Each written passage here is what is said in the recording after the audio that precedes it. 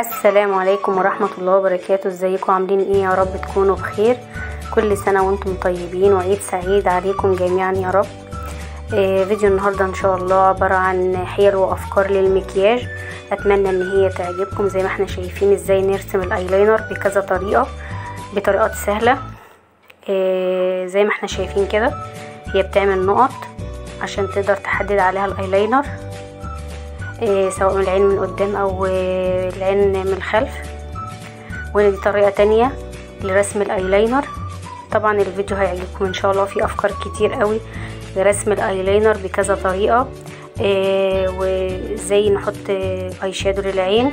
وفي برضو طريقة للمكياج، ازاي الطريقة الصح اللي نقدر نستخدم فيها المكياج ويطلع شكله جميل وشيك، برضو هنشوفها مع بعض دلوقتي.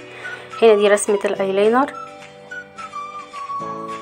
وبعد كده بتقدري تحطي بقى الاي شادو زي ما انت حابه. دي رسمه برضو تانية مختلفه للايلاينر، وبرضو تعتبر رسمه للعين حلوه. وهنا برضو دي رسمه تانية للايلاينر ازاي ترسميها. ده بقلم فليماستر اللي هو القلم الايلاينر، اللي هو اللي ما بيحدش بيعرف يرسم الايلاينر بالفرشه، ده بيبقى سهل شويه عن الفرشه. او الدبلاينر برضو ممكن تستخدمي الدبلاينر، دي فرشه. اللي فات ده كان قلم فليماستر. هنا برضو الطريقة ديت مختلفة، وعاملة هنا بالاي شادو من تحت العين. هي حطت الاول كريم اساس تحت علشان اللون يظهر على طول.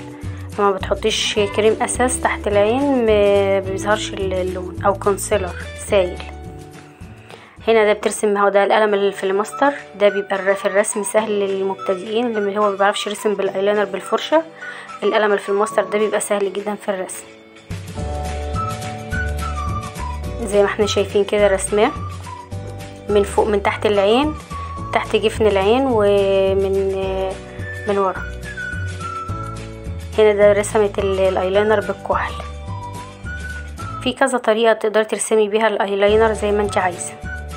هنا ديت بتعمل الاي شادو للعين مع رسمة ايلاينر بالالوان بالاي شادو.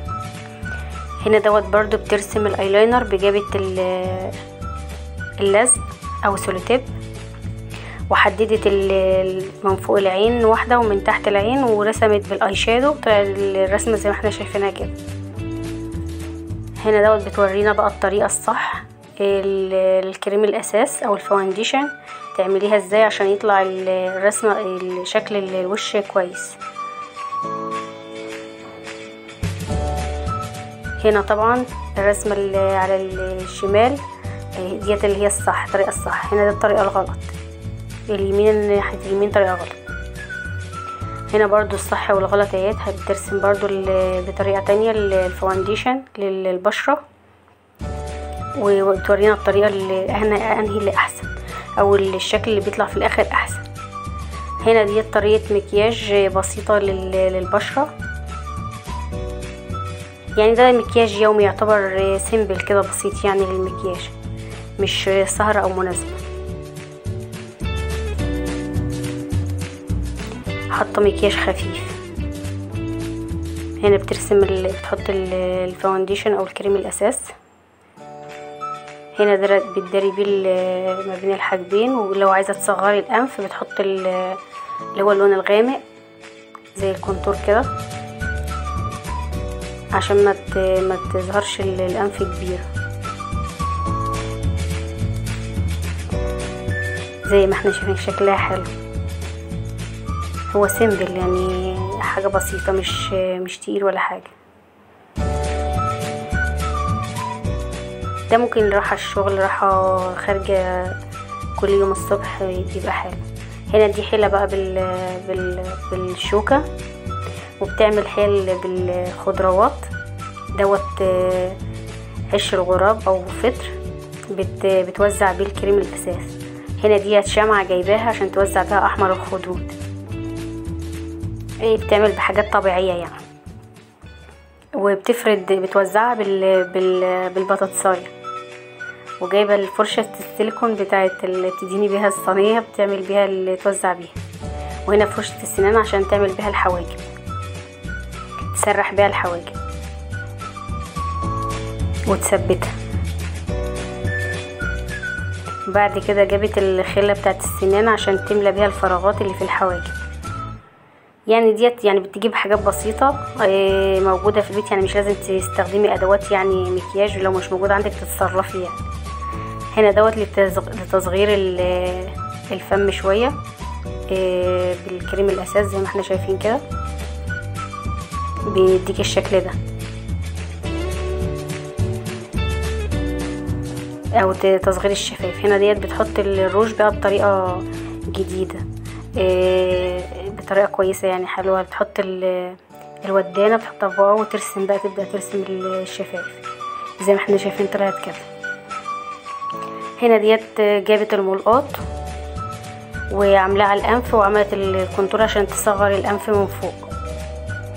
دي طريقه تانية لرسم الايلاينر بطريقه جميله برضو وشيك.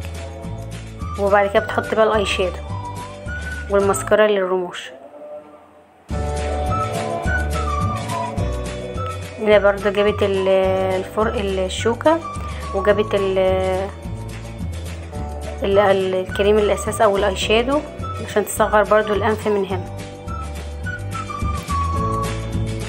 ودي برضو طريقة تانية لتصغير الانف على حسب شكل البشرة. هنا جابت الكريم الغامق وحطت في النص فاتح الوان فاتحة.